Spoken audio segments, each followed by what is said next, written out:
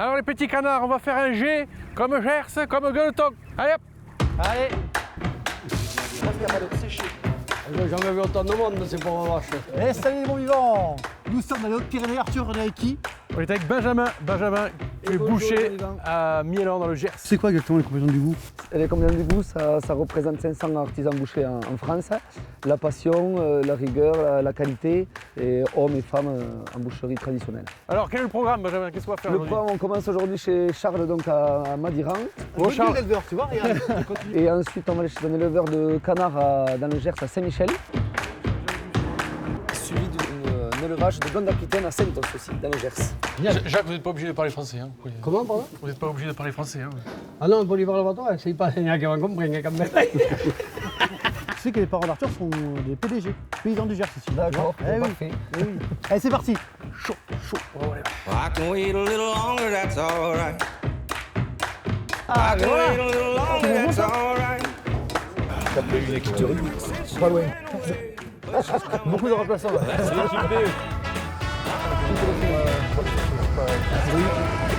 Bah, écoute, c'était super, ça y a 4 heures qu'on est parti. Ça sent la vache. Ah, c'est beau le cadre, hein. Les Pyrénées derrière. Ça c'est les Alpes ou les Pyrénées là? Ça fait 10 là. Hein. C'est clair, je passe dessous. Attends, je connais. Aïe, aïe, aïe, aïe, aïe. Ça y est, nous sommes arrivés dans le pré et on va aller à la rencontre de Charles. Enchanté, jeune éleveur d'Angus là, on va voir un petit peu les animaux. On est en agriculture biologique, là, ça fait 5 ans. Ce sont des animaux de taille moyenne avec des petites pattes mais assez trapus en fait. Voilà. Regarde, alors, attendez-vous là. Elles ont quel âge Charles, ces bêtes? Ça c'est des jeunes génisses, il y a le taureau qui a à peu près 2 ans. Elles ne sont pas destinées à la boucherie mais plutôt à la reproduction de l'élevage. Voilà. D'accord, donc attends, t'en as ici Et j'en ai ailleurs aussi. et t'en as combien au total? J'en ai à peu près, j'ai à peu près 80 animaux Ah oui, quand même. et 25 mères.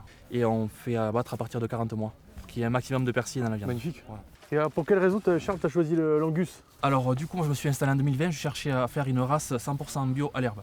Et du coup, on a goûté un petit peu toutes les viandes, un petit peu tous les élevages, et l'Angus était le plus approprié à notre élevage. De 100% l'herbe. Oui, tout à fait, zéro C'est céréales. beau ça. Oui.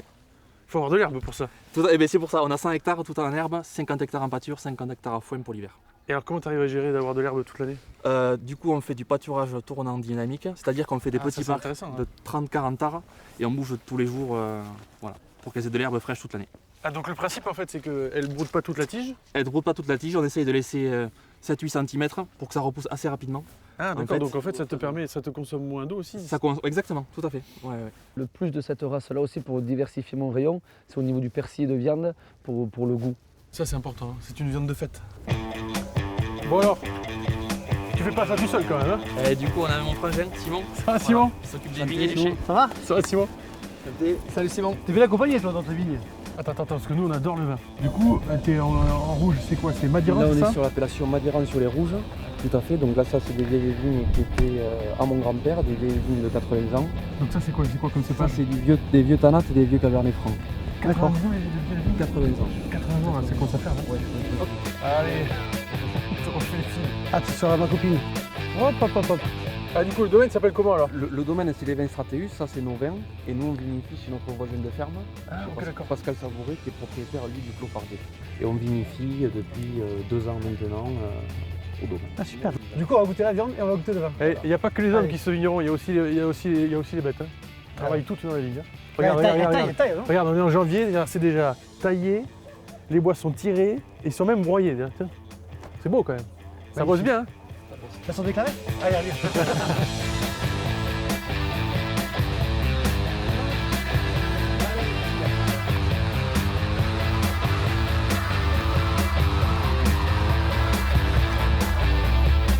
Et voilà. Ah, ça va cette bagnole. J'ai deux pété. Ce n'est pas une voiture, hein, je t'ai entendu, c'est un Lada. C'est pas pareil. Hein. On respecte les véhicules de collection. Bien né, monseigneur. Regarde, le cépage roi ici, c'est le Tanat. Et si vous n'avez jamais goûté, c'est que vous n'avez pas encore tout vu. Qu'est-ce que tu nous sers là? Ça, c'est un Strateus sec 2022. C'est un Pachring du Vic Bilsec. Regardez la bouteille. Strateus, c'est stratosphérique. Benjamin, on voit un coup de blanc. Qu'est-ce qu'il y a à l'apéro là? Je vois du fromage, je vois la charcuterie. Là, dans la charcuterie, on est sur du porc noir de Bigorre, 24 mois d'affinage. Ça te plaît. On peut gras comme thème. Ah oui.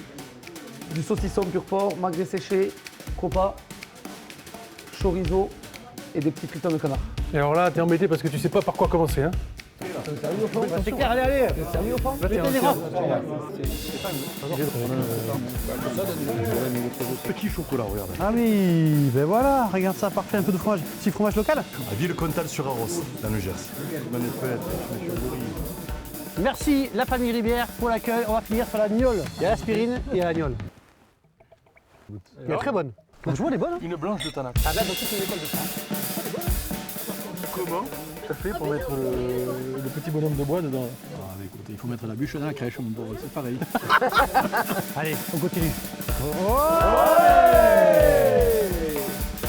Bienvenue à la ferme de la Pâte d'Oie où on fait que du canard. Beau boulot.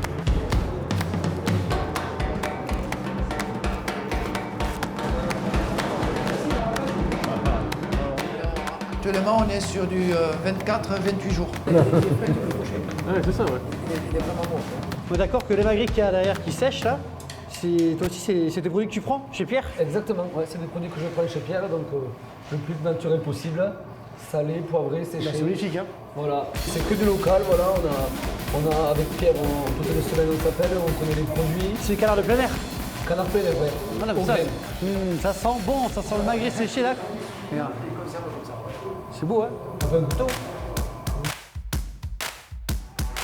Ça c'est mâle à femelle. C'est que les mâles et les femelles chez les deux Que du mâle, on ne gave que les mâles. Ah je savais pas ça. Ah c'est que les mâles qui sont gavés. Voilà. Il y a combien de canards sur l'exploitation? Alors aujourd'hui, on élève à peu près sur l'exploitation entre 35 et 40 000 canards dans l'année. 40 000 canards, comme ça, quand on le dit à l'année, comme ça paraît un chiffre impressionnant. Mais si on le ramène par exemple à la semaine, par exemple, combien de magrets de canards par semaine ça pourrait faire? En semaine, on a à peu près 600 magrets.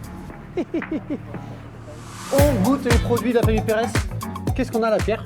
Bon, Là, foie de canard mi-cuit. mi-cuit ok, d'accord. Magret de canard séché, donc on a vu dans le séchoir tout à l'heure. Ouais. Rillettes 100% canard. Je goûte des rillettes moi. Allez, merci en tout cas, merci pour l'accueil. Hein. Avec plaisir. Bon appétit. Donc les Compagnons du Goût, c'est un réseau qui regroupe 500 bouchers charcutiers sur l'ensemble de la France. Ensuite, on a de la saucisse sèche. Nous, on les sélectionne pour la qualité de leurs produits, la sélection des bêtes, leur savoir-faire, ça c'est important, et aussi leur envie de communiquer ce savoir-faire avec de l'apprentissage. Et derrière, justement, c'est tout ce qui va faire le goût et qui explique aussi derrière pourquoi ce produit on le valorise. Arthur. Et derrière, on leur apporte de l'animation boutique prioritairement et de la communication. Et ça, Parlant c'est de bon, mon produit, hein. C'est beaux engagements, faut goûter. On finit les visites chez Jacques, éleveur de corbeaux. Allez, on y va. Jacques, qu'est-ce que vous avez comme race la viande ici? Vous avez quoi, c'est on dit que vous avez de la blonde, c'est ça? De la blonde, oui. On va y voir les vaches avec Jacques. Moi, je vais les voir. Le papa qu'on parlait ici. Voilà, nous sommes chez mon beau-père, chez Jacques Bonassis, éleveur de blonde aquitaine donc, dans le Gers, pour rester toujours sur le local, à proximité de la boucherie. Et du coup, voilà, on passe 5-6 vaches par an avec un circuit très court. Vous avez combien de têtes total? Là, il y a 28. 28. Et les jeunes? 16. Ouais. Les autres, ils sont revendus. Ouais, mais moi, j'ai un peu toutes les blondes. Il y en a un peu sur le rouge, un peu sur le blanc. Parce que le blond, c'est une... Ils ont fait avec 3 races. Ah bon? C'est un croisement? Oui, Oui, la Mirandaise, la limousine. Il n'y a pas la béarnaise aussi? Ah oui. Ouais, c'est peut-être. Avec 3 vaches, ils ont fait la blonde aquitaine. On va aller voir, comment on dit, on va aller voir les veaux. Intanto tu vas, chi è chi quand même. Allez. T'as compris? Non. Il n'a pas dit ça. Il a pas dit ça. Pour m'entuver, t'es là quand même. Hein. C'est un breton ça là-bas. Le percheron, c'est quoi? C'est un Il y en a breton? un qui pourrait y aller à la boucherie. C'est un breton ça? Je sais pas, non, ça vient de la montagne. Attention. Ils ont quel âge là? Ça, il doit avoir 6 mois et demi, 7. Ils sont bien nourris ces petits bouts, hein? Ah oui, ils sont mignons. Bon, maintenant ce qu'on vous propose, c'est d'aller goûter tout ça autour d'un bras zéro. Hein, on va chez toi à la boucherie, à Miélan. À Milan. Rendez-vous sur la place. J'adore ta chambre. Très sympa. Bon, en fait, on va peut-être goûter un peu tout ce qu'on a visité ce matin là. Exactement. Donc ça, c'est un carré de blonde, ça? Ouais, quand même bonne aquitaine de chez Jacques. Ça c'est bon ça, dis donc. Une austère de côte à l'os, s'il vous plaît. Ouais, est-ce que tu as fait tes armes dans le coin? Oui, à Mirande. À Mirande? À Mirande, ouais. Ça a fait boucherie à Mirande. Sur 2 ans. Une passion que j'ai eu à l'âge de 15 ans. Là comme ça, à vue d'œil, moi, à vue d'œil là. Avec le 150. Ah, 1 kg 100. 1 kg 400. Touche pas la balance, Vincent. Oh, ils sont bons les petits. Ah, 85. C'est toi qui as gagné. Yes. Attention, messieurs dames. Oh là, regarde, ça y fait les compagnons du bout. Ici, il y a à boire et à manger, t'as vu? Ils sont bons, hein. Mais voilà. Ça peut les artères appellent tous les flux, tu vois. Côte de Port-d'Or du Bigorre, du coup, ça c'est avec l'appellation AOP à Louailly. Le bras zéro est chaud. Attends, j'ai une question. Ah. On sale avant ou on sale après? Moi après. Ok.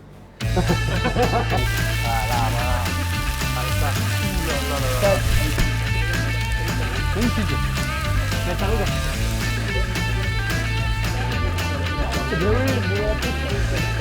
Ah oui, c'est le mot. Alors, je vais goûter.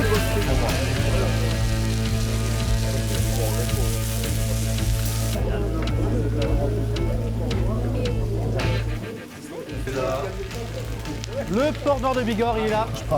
Ah bah c'est marrant. Un peu de viande, un peu de gras.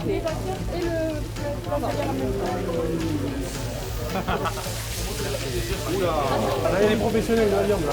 Là, il y a les pros, là.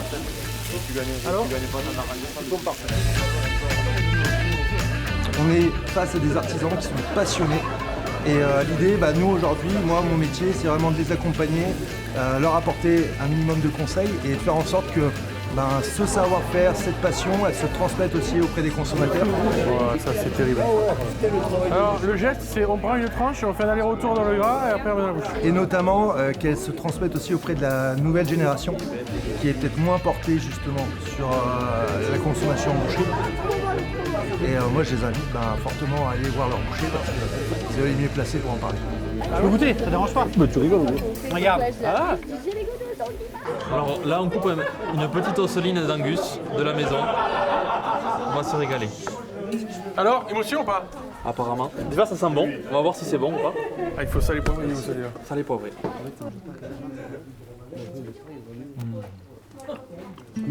Bravo. Ça, c'est bon. Bravo. Ça, tu le casses, c'est ça? Angus Bigourdon, magnifique. J'ai Bravo. une bande Bon, goûte, allez. d'amis qui aiment chanter à table. Les dimanches On après-midi, attaque juste avant les côtes à l'os. Ici, c'est le dessert. Ah, Benjamin. Ah oui. Pour le final. Magnifique. Qui faisait 1 kg 1 kg, ça là, c'est 1 kg 430, 440.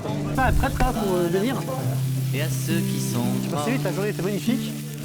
Que les bonnes personnes, que les bons produits. Et on va finir par goûter la blonde aquitaine et l'angus. D'ailleurs, les gars, n'oubliez pas, à partir de mi-mars, il y aura une installation technique dans toutes nos boutiques, le compagnon du goût. Donc, à partir de mi-mars, n'oubliez pas de passer chez nous. Et tu gagnes quoi? Plusieurs lots à gagner. Pour Des légumes? Des légumes, on dessus. Ah, super. Voilà, sous les cloches de Miélan, pour finir la journée, quoi de mieux qu'une Côte à l'os. la côte de bœuf. C'est pour des moments exceptionnels, c'est tout.